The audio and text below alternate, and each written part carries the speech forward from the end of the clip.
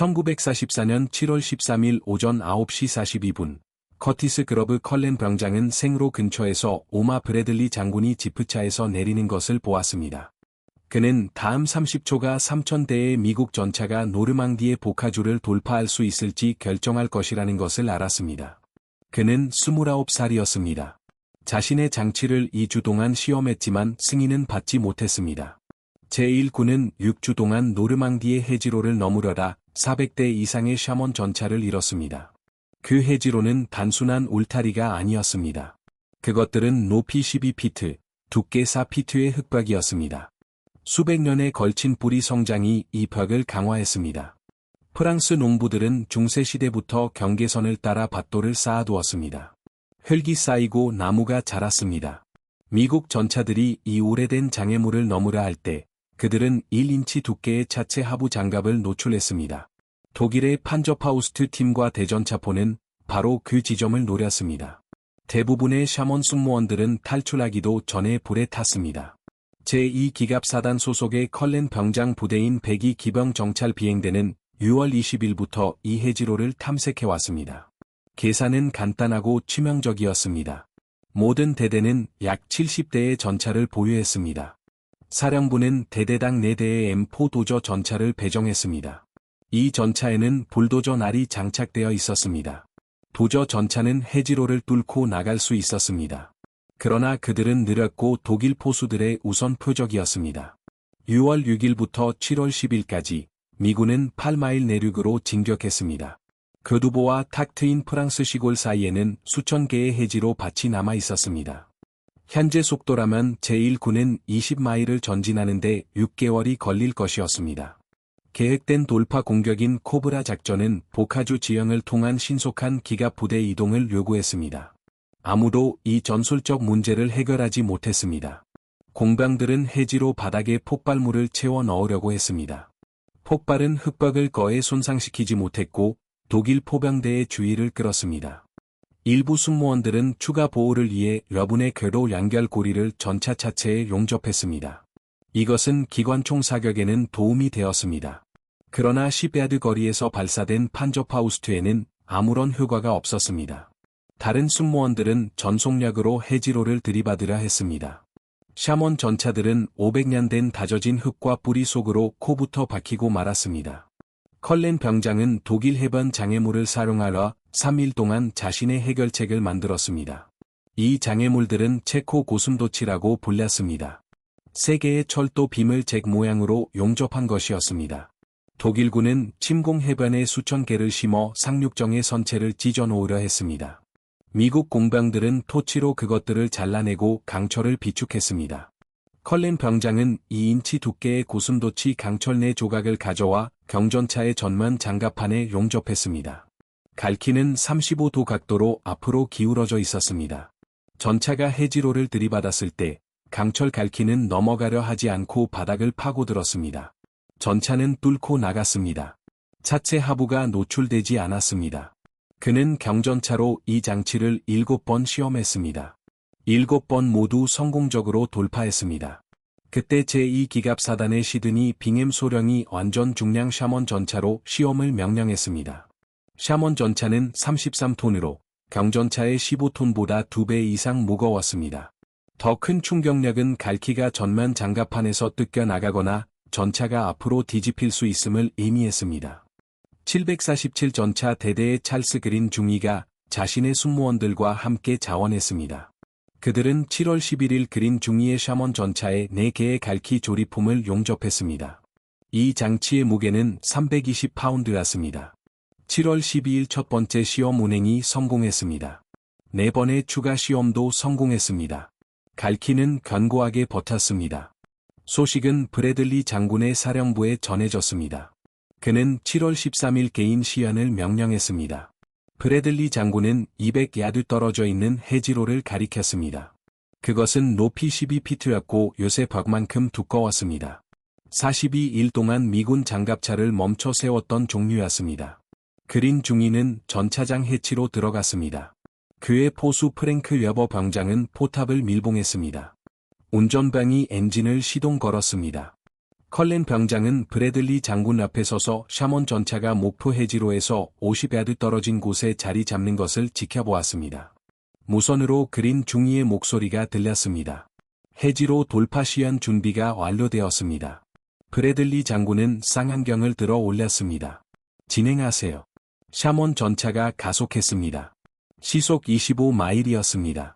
4개의 강철 갈퀴가 화물 날차 충돌과 같은 소리를 내며 흙벽을 강타했습니다. 흙먼지가 이로 치솟았습니다. 전차의 코가 아래로 숙여졌습니다. 3초 동안 샤몬 전차는 500년 동안 다져진 흙과 뿌리 시스템에 맞서 밀어붙였습니다. 그러자 갈퀴가 뚫고 들어갔습니다. 해지로가 안쪽으로 무너져 내렸습니다. 샤몬 전차는 14초 만에 반대편으로 돌파했습니다. 브래들리 장군은 쌍안경을 내렸습니다.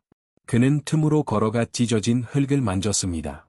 끊어진 뿌리들을 살펴보았습니다. 그러고 나서 그는 레너드 제1호 소장에게 몸을 돌렸습니다. 우리는 이것을 몇 개나 생산할 수 있습니까? 제1호 소장은 컬렌 병장을 바라보았습니다. 해변 장애물은 약 500개의 장치를 만들기에 충분한 강철을 제공합니다. 브래들리 장군은 3,000개를 원했습니다. 다시 컬렌 병장 이야기로 돌아옵니다. 브래들리 장군은 그날 저녁 제52 보급 부대에 명령을 내렸습니다. 노르망디의 모든 용접공들은 24시간 교대 근무를 할 것이었습니다. 그두보와 세르부르 사이의 모든 독일 해변 장애물을 철거하라는 명령이었습니다. 제1군의 모든 샤몬 전차, 모든 경전차, 모든 구축 전차에 이 절단 장치를 설치해야 했습니다. 코브라 작전은 7월 25일로 예정되어 있었습니다. 불과 12일 후였습니다. 보급 부대는 공격이 시작되기 전에 3,000대의 장갑차를 개조해야 했습니다. 이는 하루에 250대의 전차를 의미했습니다. 시간당 10대, 6분마다 한 대를 개조해야 했습니다. 컬렌 병장에게는 12일이 주어졌습니다. 그의 고철 발명품이 교착 상태를 깰지 아니면 독일 대전차포가 발사될 때 아무 의미도 없을지 알아내야 했습니다. 7월 14일 제52 보급 부대 소속 제임스 다리 데이가 콜롬브 근처의 생산 현장에 도착했습니다. 그는 30명의 용접공과 6개의 절단 토치 장비를 이끌고 왔습니다. 그는 야전 테이블의 조립 과정을 설명했습니다. 고슴도치 빔을 4피트 길이로 자릅니다. 가장자리를 갈아 부족하게 만듭니다. 장착판에 용접합니다. 장갑판을 전차 전면에 볼트로 고정합니다. 모든 것이 완벽하게 작동하면 차량당 4시간이 걸렸습니다. 그러나 모든 것이 완벽하게 작동하지는 않았습니다. 고슴도치 강철은 표준 건축 등급보다 더 단단했습니다. 절단 토치는 20분 후에 괄활되어 냉각 시간이 필요했습니다. 첫날 생산량은 8개의 완성된 장치였습니다. 3,000대 중 단 8대의 전차였습니다. 이 속도라면 보급 부대는 10월쯤 개조 작업을 완료할 것이었습니다. 코브라 작전은 그들 없이 시작될 상황이었습니다. 컬렌 병장은 7월 15일 생산 라인의 문제를 해결하는 데 시간을 보냈습니다. 문제는 토치 팁의 랄 축적이었습니다. 독일 강철은 미국 강철보다 랄 에너지를 더 느리게 흡수했습니다. 이로 인해 절단 장비가 고장났습니다. 그는 공방 보급창에서 추가 토치 조립품을 요청했습니다. 용접공들을 교대 근무조로 편성했습니다. 한 팀이 절단하는 동안 다른 팀의 장비는 냉각되었습니다. 7월 15일 생산량은 22개의 장치로 증가했습니다. 야전이 불충분했습니다. 다리 데이는 노르망디 전역의 정비대대에서 40명의 용접공을 더 데려왔습니다.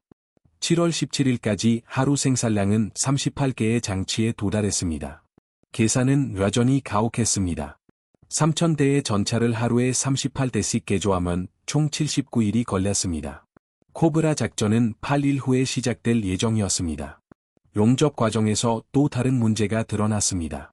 4개의 갈퀴 조립품은 320파운드의 무게였습니다. 샤몬 전차의 전면에 볼트로 고정되자 추가된 무게는 무게 중심을 앞으로 6인치 이동시켰습니다. 전면 서스펜션이 압축되었습니다. 반복된 해지로 충돌 후 여러 시험 차량의 서스펜션 스프링에서 응력 균열이 나타났습니다. 전투 중에 스프링이 고장나면 전차는 전면부가 파손되어 움직일 수 없게 될 것이었습니다. 컬렌 병장은 장착 시스템을 수정했습니다. 갈퀴를 전면 장갑판에 직접 볼트로 고정하는 대신 그는 선체 구조 프레임 전체의 무게를 분산시키는 보강 브레이크를 추가했습니다. 이 개조는 각 설치에 30푼을 더 추가했습니다. 그러나 서스펜션 손상을 방지했습니다. 7월 19일, 코브라 작전 6일 전까지 하루 생산량은 64개의 장치에 도달했습니다. 보급 부대는 약 400대의 개조를 완료했습니다. 2600대의 전차가 남아 있었습니다. 브래들리 장군의 참모진은 긴급 메시지를 보냈습니다. 장군은 공격을 위해 최소 2000대의 라이노 전차를 원했습니다. 만약 보급 부대가 그 숫자를 맞추지 못한다면 코브라 작전은 지연될 수 있었습니다. 코브라 작전의 지연은 독일군이 보카주 방어를 강화할 수 있다는 것을 의미했습니다. 지연되는 하루하루가 인명을 앗아갔습니다. 다리 대인은 더 많은 강철을 찾았습니다. 공병들은 유타 해변 근처에 추가적인 체코 고슴도치 장애물을 비축해두었습니다. 수송 부대는 7월 20일 그 장애물들을 내륙으로 운반했습니다. 보급 부대는 이제 5,000개의 장치를 만들기에 충분한 원자재를 확보했습니다. 병목 현상은 용접 능력이었습니다. 컬렌 병장은 코브라 작전 첫 번째 파도에 투입되지 않는 부대의 정비 부서에 난락했습니다. 전차 해수팀은 야전 수리를 위한 용접 장비를 가지고 있었습니다. 그는 그들을 보조 생산셀로 조직했습니다. 7월 21일 날 5개의 추가 용접 작업장이 가동되었습니다. 하루 생산량은 112개의 장치로 급증했습니다. 마감 기한의 압박은 더욱 심해졌습니다. 용접공들은 이동식 발전기로 전략을 공급받는 투광 조명 아래서 밤새 작업했습니다. 생산 현장은 노르망디 들판에 떨어진 산업 공장 같았습니다. 절단 토치에서 나오는 불꽃이 개조를 기다리는 전차들의 줄을 비추었습니다. 뜨거운 금속과 용접 플럭스 냄새가 공중에 가득했습니다. 아무도 4시간 이상 잠을 자지 못했습니다. 7월 22일, 코브라 작전 3일 전이었습니다. 총 생산량은 1200개의 장치에 도달했습니다. 다리 대인은 공격이 시작되기 전에 850개를 더 설치할 수 있다고 계산했습니다. 총 2050대의 라이노 전차랐습니다. 이는 브래들리 장군의 최소 요구사항을 겨우 넘는 숫자랐습니다. 그때 강철이 바닥났습니다. 고슴도치 비축량은 모두 소진되었습니다. 보급 부대는 그두보와 세르부르 사이의 모든 독일 해변 장애물을 처리했습니다. 공병들은 작은 해변 출구들을 따라 약 300개의 고슴도치 장애물을 더 발견했습니다. 그러나 수송은 코브라 작전을 위한 탄약과 난로를 운반하느라 묶여 있었습니다. 장애물들은 제때 도착하지 못할 것이었습니다. 다리 대인은 대안을 고려했습니다. 철도 레일이 고슴도치 강철을 대체할 수 있었습니다. 레일은 독일 강철보다 부드러웠습니다. 그러나 대량으로 사용할 수 있었습니다. 야러 부대는 이미 철도 레일을 기반으로 한 설계로 실험을 마친 상태였습니다. 찰스 그린 중위의 747대대는 야러 전차의 거대한 철도 침묵 갈퀴를 용접했습니다. 그들은 그것을 그린 도저라고 불렀습니다. 철도 갈퀴는 컬렌 병장의 설계보다 무겁고 거칠었습니다. 그러나 그것들은 작동했습니다. 보급 부대는 하이브리드 생산 모델로 전환했습니다. 강철이 남아있는 부대에는 컬렌 병장의 고슴도치 절단기를 사용했습니다. 다른 모든 부대에는 철도 레일 갈퀴를 사용했습니다. 7월 23일, 코브라 작전 2일 전이었습니다. 생산 대수는 1800개의 장치에 도달했습니다. 또 다른 500개는 철도 레일 강철을 사용하라 제작 중이었습니다. 최종 추정 총 2300대의 라이노 전차랐습니다. 브래들리 장군이 원했던 장갑차의 77%랐습니다. 3000대는 아니었고 완벽하지도 않았습니다. 그러나 충분했습니다. 개조된 전차들은 7월 24일 전방 집결지로 이동했습니다. 컬렌 병장은 마린이 근처에 집결지를 걸었습니다. 샤몬 전차들의 행렬이 끝없이 지나가는 것을 보았습니다. 모든 전차는 전면에 4개의 강철 갈퀴를 달고 있었습니다. 그것들은 싸움을 위해 장비를 갖춘 선사시대 동물처럼 터무니없어 보였습니다. 코브라 작전은 7월 25일 새벽 대규모 공중폭격으로 시작될 예정이었습니다. 3000대의 란합군 항공기가 독일 진지에 4000톤의 폭발물을 투하할 것이었습니다. 그 후 장갑차들은 보카주를 통과하러 진격할 것이었습니다. 독일군이 난공불락이라고 생각했던 해지로를 컬렌 병장의 장치로 돌파할 예정이었습니다. 컬렌 병장은 72시간 동안 잠을 자지 못했습니다. 그의 손은 뜨거운 금속으로 인한 화상으로 뒤덮여 있었습니다. 그러나 그는 그 들판에 서서 전차들이 집결하는 것을 지켜보았습니다. 그는 심오한 것을 이해했습니다. 그 강철 갈퀴들은 보카주 돌파 작전에서 살아남을 14,000명의 병사들을 의미했습니다. 전차 하부를 독일군의 포에 노출시키며 불타 죽지 않을 14,000명의 병사들이었습니다. 그 장치들이 전투에서 실제로 작동할지는 약 9시간 후에 결정될 것이었습니다. 7월 25일 오전 5시 11분, 생로 근처의 땅이 흔들렸습니다. 1,500대의 연합군 폭격기가 독일 진지에 4,000톤의 폭발물을 투하했습니다. 컬렌 병장은 시작선 3마일 뒤에 있는 전방 관측소에서 이를 지켜보았습니다. 폭격은 90분 동안 계속되었습니다. 폭격이 멈추자 침묵은 부자연스럽게 느껴졌습니다. 오전 7시 45분, 첫 번째 라이노 전차들이 보카주로 진입했습니다. 제2기갑사단이 공격을 이끌었습니다. 제3기갑사단이 뒤따랐습니다. 제1보병사단이 지원을 제공했습니다. 모든 전차는 컬렌 병장의 내갈퀴 장치 또는 철도 레일 기반 변형 장치를 장착했습니다. 오전 8시 15분, 무전 보고가 들어오기 시작했습니다. 제2기갑사단의 B중대가 첫 번째 해지로 목표에 도달했습니다. 선두 샤몬 전차는 시속 25마일까지 가속하여 흑박을 강타했습니다. 갈퀴가 파고들었습니다. 전차는 16초 만에 뚫고 나갔습니다. 승무원들은 보고했습니다. 장치나 서스펜션에는 손상이 없었습니다. 더 많은 보고서가 이어졌습니다. C중대는 20분 만에 3개의 해지로를 돌파했습니다. A중대는 멈추지 않고 연속으로 5개의 해지 라인을 돌파했습니다. 이러한 양상은 전체 공격 전선에서 반복되었습니다. 한 구락을 전진하는 데 몇 시간이 걸렸을 전차들이 수분 만에 여러 해지로를 넘고 있었습니다. 독일군은 준비되지 않았습니다. 그들의 방어 거리는 미군 전차들이 해지로 2로 기어 올라와 취약한 하부 장갑을 노출할 것이라고 가정했습니다. 판저파우스트 팀은 노출된 하부를 향해 2로 쏘는 사격을 위해 이치했습니다. 대전차포는 예측 가능한 등반 지점을 겨냥했습니다. 라이노 전차들이 지면 높이에서 곧바로 돌파하자 독일군의 사격 해법은 무용지물이 되었습니다. 오전 10시 30분까지 제2기갑사단은 2마일을 전진했습니다. 이는 일반적으로 3일이 걸리는 거리였습니다.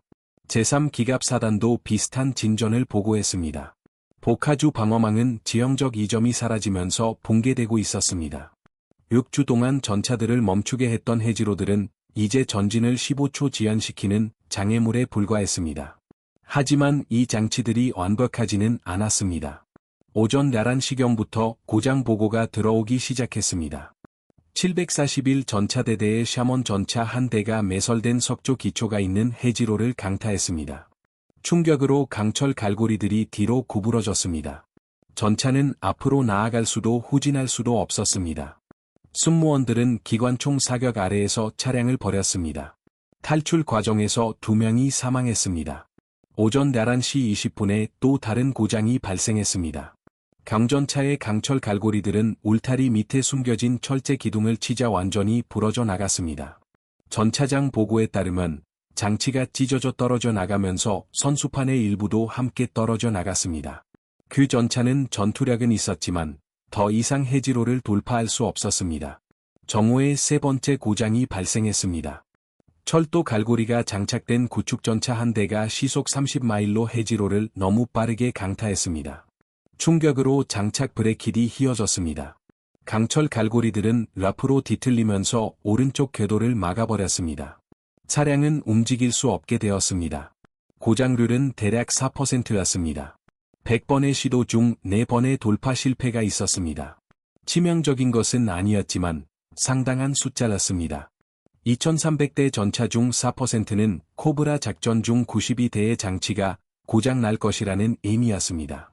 92대의 승무원들이 독일군의 포화를 맞으며 탁 트인 들판에 갇힐 가능성이 있었습니다.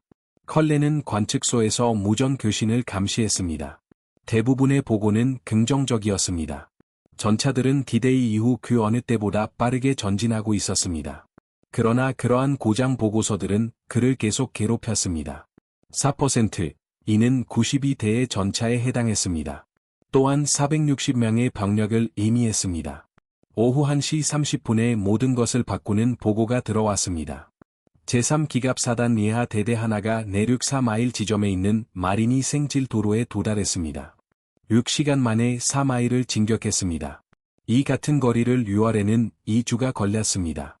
오후 3시까지 선봉 부대들은 내륙으로 5마일 전진했습니다.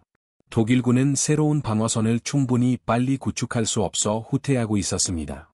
그들을 보호했던 보카주 지형은 무용지물이 되었습니다. 미군 기갑 부대는 마치 탁 트인 평야를 지나는 것처럼 그곳을 통과하고 있었습니다. 브래들리 사령부는 오후 4시 15분에 평가를 발표했습니다. 코브라 작전은 예상치를 뛰어넘는 성공을 거두고 있었습니다. 라이노 전차들이 보카주 문제를 해결했습니다. 독일군의 예상 사상자는 미군 손실보다 3배 더 높았습니다. 방어적 교착 상태는 깨졌습니다. 컬렌은 오후 5시에 관측소를 떠났습니다.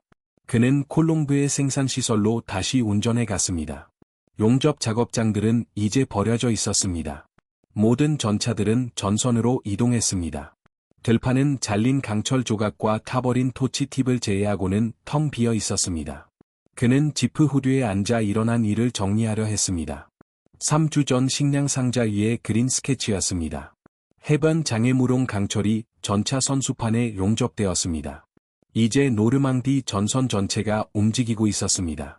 전차들이 해지로 2로 기어오르는 대신 해지로를 뚫고 나아갈 수 있었기 때문입니다. 고장률은 그를 괴롭혔습니다. 4%는 설계가 완벽하지 않다는 의미였습니다. 석조 기초, 숨겨진 울타리 기둥, 충격 속도 등 그가 시험하지 않았던 변수들이 있었습니다. 92명의 승무원들이 그 공백에 대한 대가를 치르고 있었습니다. 그러나 2200개의 장치는 작동했습니다. 14,000명의 병력은 그들을 죽음으로 이끌었어야 할 지형을 통과해 전진하고 있었습니다. 계산은 냉혹했지만 분명했습니다. 4%의 고장률은 노출된 하부 장갑으로 인한 60%의 사상자보다 나았습니다. 해가 질 무렵 그는 멀리서 포격을 들을 수 있었습니다. 전선은 내륙으로 8마일을 이동했습니다. 단 하루 만에 8마일을 진격한 것입니다. 보카주는 이제 그들 뒤에 있었습니다.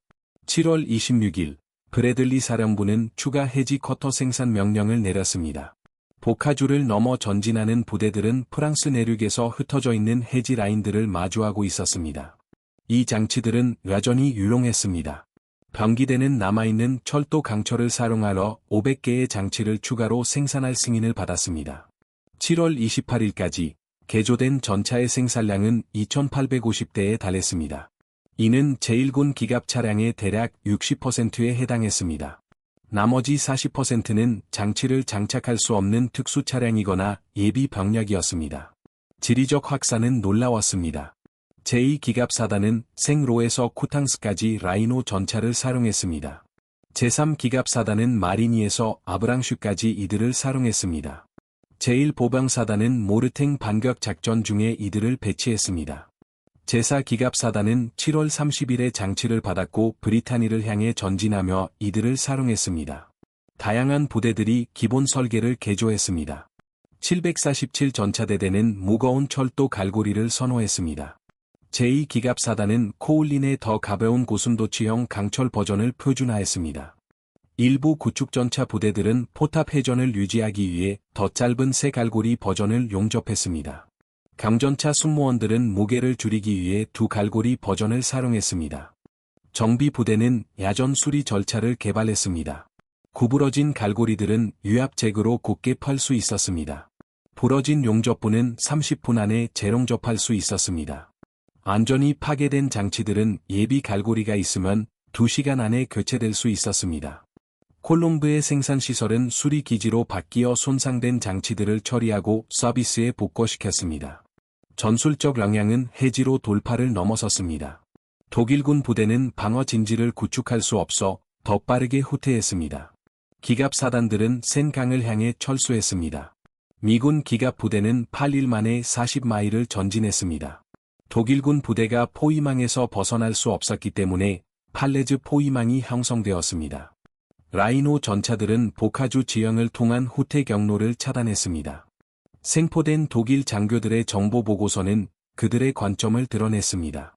그들은 이 장치들을 해지 데빌 또는 철제 엄미라고 불렀습니다. 여러 포로들은 미군 전차들이 어떤 해지로든 돌파할 수 있다는 것을 깨닫자 방어 진지를 포기했다고 진술했습니다. 한 독일군 중대장은 자신들의 대전차 포반이 난공불락이라고 여겼던 해지로를 샤먼 전차 세대가 뚫고 지나가는 것을 보고 도주했다고 보고했습니다. 8월 5일까지 보카주 전역은 사실상 끝났습니다. 미군은 트윈 프랑스 시골 지역으로 돌파했습니다. 6주 동안 그들을 막았던 해지로 문제는 12일 만에 해결되었습니다. 브래들리 참모진은 라이노 장치가 돌파 속도를 대략 4주에서 6주 정도 앞당겼다고 계산했습니다. 통계적 영향은 상당했습니다. 7월 25일부터 8월 10일 사이에 미군 전차 사상자는 6월과 7월 초에 비해 37% 감소했습니다. 이는 대략 300대의 전차가 파괴되지 않았고 1,500명의 승무원이 죽거나 다치지 않았음을 의미했습니다. 4%의 장치 고장률은 사상자 감소에 비하면 미미했습니다. 모든 부대가 이 장치를 유지한 것은 아니었습니다. 전차들이 노르망디를 넘어 빽빽한 해지로가 없는 지역으로 진격하면서 승무원들은 갈고리들을 제거하기 시작했습니다. 320파운드의 무게 부담은 도로에서의 랄로 소비와 최고 속도에 영향을 미쳤습니다. 8월 중순까지 라이노 전차의 대략 40%가 커터를 제거했습니다. 일부 부대들은 이들을 유지했습니다.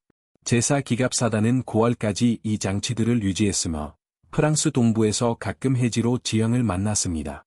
제2기갑사단은 제거된 갈고리들을 보급 트럭에 보관하러 재설치가 필요할 경우를 대비했습니다. 몇몇 구축전차 대대들은 더 가벼운 버전을 영구적으로 장착했습니다. 이 장치들은 미군이 파리를 해방시킨 9월 2일에도 여전히 사용되고 있었습니다. 몇몇 라이노 전차들이 해방 퍼레이드에 참가했으며 그들의 강철 갈고리들은 여전히 선수판에서 보랐습니다. 프랑스 민간인들은 그 이상한 금속 엄니들이 무엇을 의미하는지 알지 못했습니다. 미국 전차병들은 그 갈고리들이 노르망디 들판에서 죽는 것과 파리에 도달하는 것 사이의 차이를 나타낸다는 것을 알았습니다. 컬렌은 노르망디에서 진격을 지켜보았습니다. 브래들리 참모진은 그를 훈련 업무에 재배치하러 새로운 교체 승무원들에게 해지로 전술을 가르치게 했습니다. 그는 8월 내내 이진이 근처 훈련장에서 돌파 기술을 시연했습니다. 8월 15일 한 특사병이 브래들리 사령부로부터 메시지를 전달했습니다. 브래들리 장군은 즉시 그를 만나기를 원했습니다. 아무런 설명도 없었습니다. 컬렌은 뭔가 잘못되었는지 궁금해하며 사령부로 차를 몰았습니다. 4%의 고장률 때문인가? 92대에 갇힌 전차 때문인가? 아마도 사령부는 설명을 원했을 것입니다. 그는 1700시에 도착하라 브래들리 장군의 사무실로 보고했습니다. 장군은 몇몇 참모 장교들과 함께 기다리고 있었습니다. 브래들리는 공식 서신이 보이는 서류철을 들고 있었습니다. 그리고 컬렌은 이것이 고장에 관한 것이 아님을 깨달았습니다. 브래들리가 의자를 가리켰습니다. 컬렌은 앉았습니다. 장군은 서류철을 날고 책상 너머로 서류 하나를 밀었습니다. 그것은 브래들리가 서명하고 레너드 제2제로 소장이 공동 서명한 공로 훈장 추천서였습니다. 브래들리는 컬렌에게 예외적으로 공로가 큰 행위로 공로 훈장을 받게 될 것이라고 말했습니다. 그는 컬렌의 해지로 절단 장치가 코브라 작전의 성공에 직접적으로 기여했고 추정상 1,500명의 미군 병사들의 생명을 구했다고 덧붙였습니다. 컬렌은 서류를 뚫어지라 쳐다보았습니다. 공로 훈장은 네 번째로 높은 군사 훈장이었습니다. 장교들은 전역 수준의 공헌에 대해 이 훈장을 받았습니다. 하사관들은 거의 자격이 되지 않았습니다. 컬렌은 자신은 단지 전차의 강철을 용접했을 뿐이라고 대답했습니다. 브래들리는 컬렌이 제1군을 6주 동안 멈추게 했던 전술적 문제를 해결했다고 말했습니다. 야기부터 파리까지 모든 전차장들이 당신의 이름을 알고 있습니다. 이 장치는 육군 기록에 공식적으로 컬렌 해지 절단 장치로 명명되었습니다. 당신은 이 양해를 받을 자격이 있습니다. 시상식은 8월 20일 생으로 근처 들판에서 거행되었습니다. 브래들리는 직접 컬렌의 군복에 훈장을 달아주었습니다. 대략 200명의 장교와 사병들이 참석했습니다. 이 장치를 사령했던 몇몇 전차장들도 참석했습니다. 747 전차대대의 찰스 그린 중위도 그 자리에 있었습니다. 그는 코브라 작전 중 단 한 명의 승무원도 잃지 않고 47개의 해지로를 돌파했습니다. 시상식에서 낭독된 표창장에는 컬렌의 탁월한 독창성과 기술력이 언급되었습니다. 그는 엄청난 지형 장애물을 극복하고 노르망디를 통한 연합군 진격을 용이하게 하는 장치를 개발했습니다.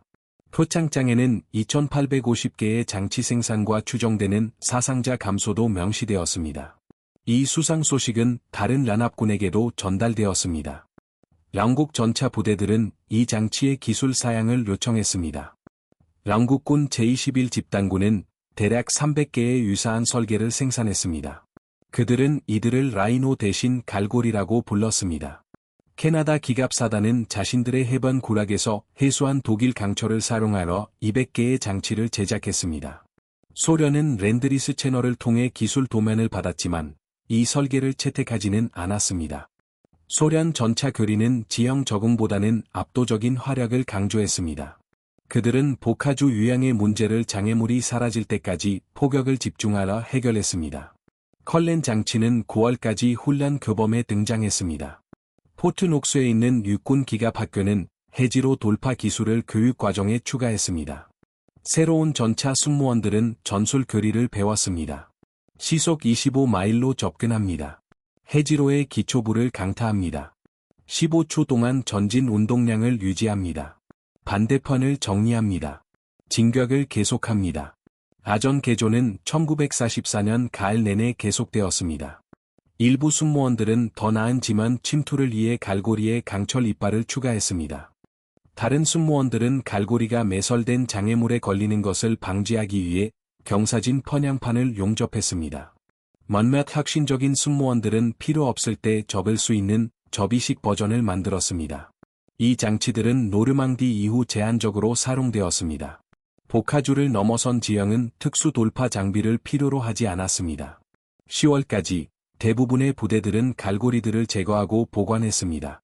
벨기에와 독일에서의 소수 해지로 조우는 표준 불도저 또는 보병 폭약으로 처리되었습니다. 하지만 전술적 교훈은 남아 있었습니다. 아전에서 이루어진 즉흥적인 개조는 전술에 큰 영향을 미쳤습니다. 사용 가능한 재료들이 전군을 멈추게 했던 문제들을 해결할 수 있었습니다. 고위 장교들은 유사한 혁신을 장려하기 시작했습니다. 미군이 독일에서 용의 이빨 대전차 방어벽을 만났을 때 공병들은 잔해와 강철 빔으로 임시 경사로를 개발했습니다. 이러한 선례는 쿨린의 해변 장애물 해결책에서 비롯되었습니다. 쿨린은 8월 25일에 102번째 기병 정찰 비행대로 복거했습니다. 그의 부대는 프랑스 북부를 거쳐 벨기에로 진격 중이었습니다. 그는 기병 상사로서의 임무를 재개했습니다. 특별 대우도, 본부 배정도 없이 그저 정규 정찰 업무를 수행했습니다.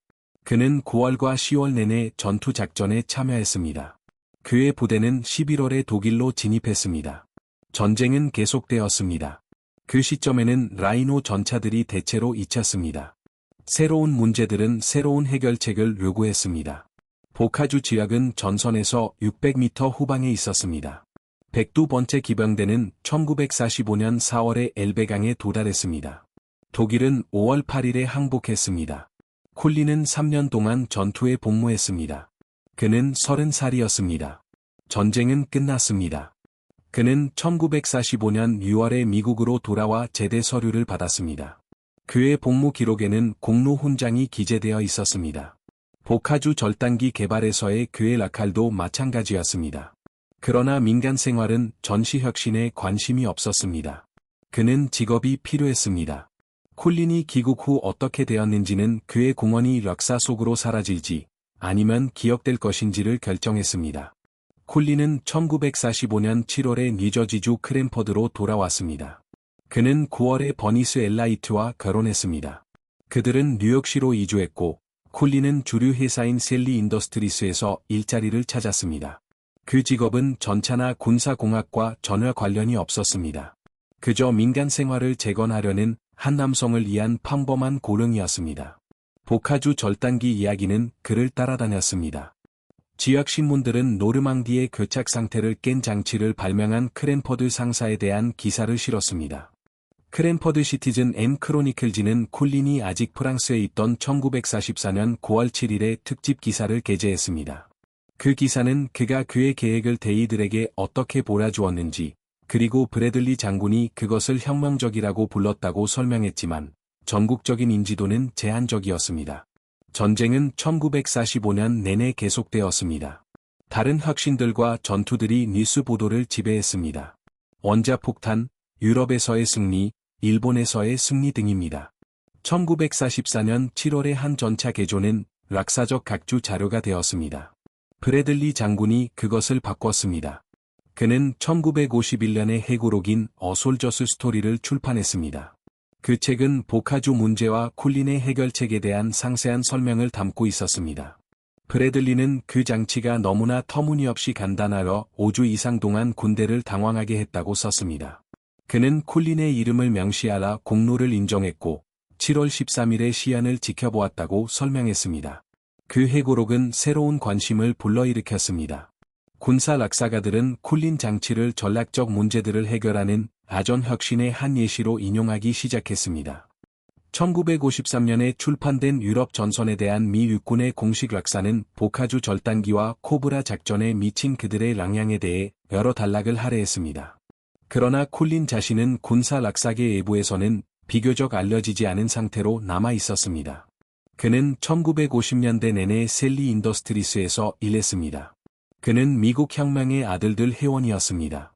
커티스 그럽 대령을 통해 가족의 독립전쟁 유산과 연결되어 있었습니다. 그는 뉴욕시에서 조용히 살았습니다. 인터뷰도 강연도 없이 그저 평범한 삶을 살았습니다. 그의 혁신에서 영감을 받은 전술교리는 지속적인 영향을 미쳤습니다. 미 육군은 사용 가능한 재료를 활용한 임시 해결책을 강조하도록 야전 교범을 개정했습니다. 혼란 프로그램들은 장교들에게 공식 장비를 기다리는 대신 사병들의 혁신을 장려하도록 가르쳤습니다.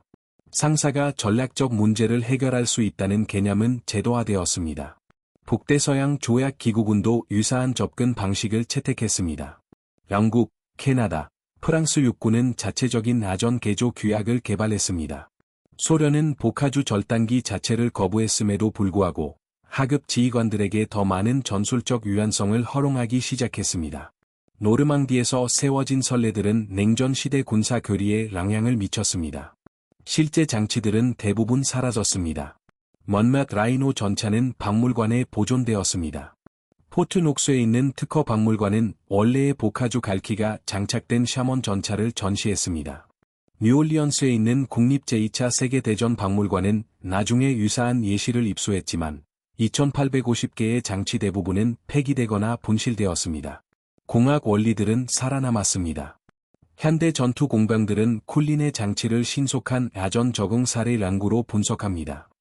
적의 장애물을 아군 혁신의 원재료로 사용하는 개념은 현재 군사 훈련에 나타납니다.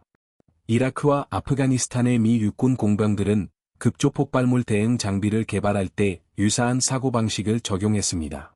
커티스 콜린은 1963년 11월 20일 맨해튼 그리니치 빌리지에서 사망했습니다. 그는 48살이었습니다. 부고 기사와 지역신문들은 그의 공로 훈장과 보카주 절단기 개발에서의 그의 락화를 언급했지만 그 공지는 간결했습니다. 군사 락사 외부에서는 그 혁신이나 그 중요성을 기억하는 사람이 거의 없었습니다. 1년 후 예상치 못한 일이 일어났습니다. 드와이트 아이젠하워 대통령은 디데이 20주년에 CBS 특파원 월터 크론카이트와 텔레비전 인터뷰를 가졌습니다. 크론카이트는 보카주 문제에 대해 물었습니다. 아이젠하워는 보카주 절단기의 이야기를 들려주었습니다. 그는 콜린의 이름을 명시하러 설명했습니다. 그는 그 장치가 캠페인을 어떻게 바꾸었는지 설명했습니다. 그 인터뷰는 1964년 6월 6일에 방영되었습니다. 수백만 명의 미국인들이 시청했습니다. 전임 연합군 최고사령관이 전국 텔레비전을 통해 전달한 아이젠하워의 지지는 보카주 절단기를 각주해서 전설로 바꾸었습니다. 콜린은 그것을 볼 수 있을 만큼 살아있지 않았지만 그의 공헌은 마침내 마땅한 인정을 받았습니다. 그 인터뷰 영상은 실제 노르망디 보카주 지역에서 촬영되었습니다. 아이젠하워는 생로 근처의 들판에 서서 크론카이트에게 원래 시안이 있었던 곳을 보여주었습니다. 보카주는 20년 후에도 여전히 그곳에 있었습니다. 여전히 12피트 높이였고, 여전히 엄청난 장애물이었습니다. 그리고 아이젠하워는 뉴저지 출신 한 명의 상사가 전군을 당황하게 했던 문제를 어떻게 해결했는지 설명했습니다. 공식적인 인정은 코브라 작전이 끝나기 전에 시작되었습니다. 1944년 7월 28일, 미 일군 사령부는 기술 해보 TBR-231을 발행했습니다. 이 해보는 그 장치를 보카주 절단 장치 에밀 쿨린형으로 공식 지정했습니다. 여기에는 설치 사양, 전술 운용 지침, 그리고 유지 보수 절차가 포함되었습니다. 이 지정은 임시 개조가 표준 육군 장비가 되었음을 의미했습니다. 보급 창고에는 교체용 갈퀴가 비축되었습니다. 정비 부대는 용접 사양을 가지고 다녔습니다. 훈련 교범에는 돌파 기술이 포함되었습니다. 3일 만에 만들어진 아전 발명품은 3주 만에 공식 군사 교리로 편입되었습니다. 미 3군은 8월 1일에 작전 개시와 함께 이 장치를 채택했습니다. 조지 패튼 장군의 부대는 프랑스 횡단을 위한 진격에 약 500개의 절단기를 지급받았습니다. 패튼의 사후 작전 보고서들은 이 장치들이 브르타니와 프랑스 동부에 흩어진 보카주 지형을 통한 빠른 이동을 가능하게 했다고 평가했습니다. 미 국군은 9월에 유럽에 배치되었을 때 기술 사양을 받았습니다. 그들은 요새에서 해수한 독일 강철을 사용하여 약 200개의 장치를 제조했습니다.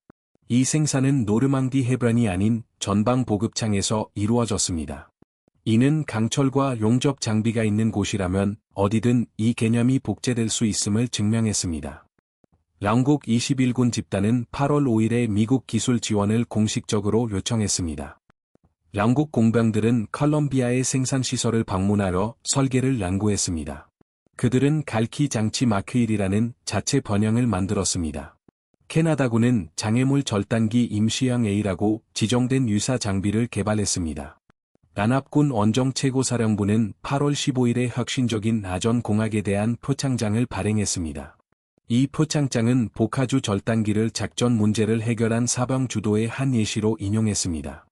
사프는 유럽의 모든 연합군에게 이 표창장을 배포했습니다. 이는 전술적 해결책이 어떤 계급에서든 나올 수 있음을 강조했습니다. 9월에 완료된 통계 분석은 그 영향을 수량화했습니다. 미 일군의 작전연구부서는 라이노 전차 배치 전후의 사상자 비율을 비교했습니다.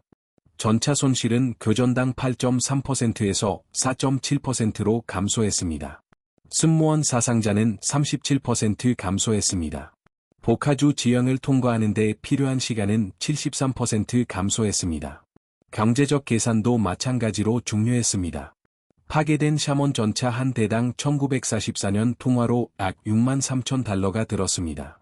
보카주 절단기 한 대당 고철 40달러와 12명의 작업 시간이 소요되었습니다. 이 장치들은 코브라 작전 동안 약 300대의 전차를 절약해 주었습니다. 이는 숙련된 승무원의 가치를 제외하고도 1890만 달러에 달하는 보존된 장비를 의미했습니다. 포트녹스에 있는 기갑부대위원회는 1944년 10월에 이 장치를 검토했습니다. 그들의 보고서는 보카주 돌파 훈련을 기본 전차 승무원 자격 요건에 통합할 것을 권고했습니다. 이 권고는 11월에 시행되었습니다. 그 날짜 이후 훈련받은 모든 미군 전차 승무원은 쿨린의 기술을 배웠습니다.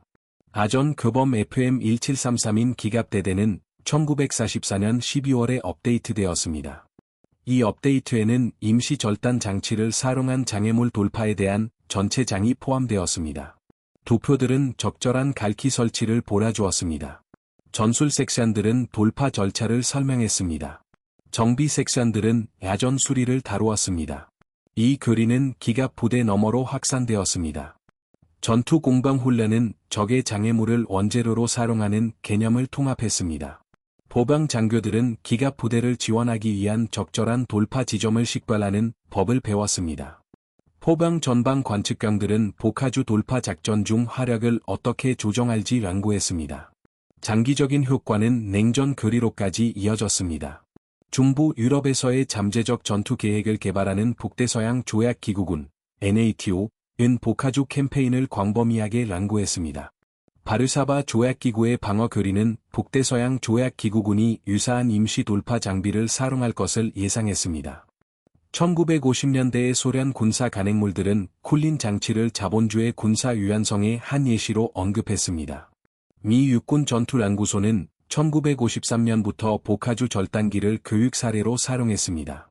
에스트 포인트의 사관 후보생들은 이 장치의 채택으로 이어진 의사 결정 과정을 분석했습니다.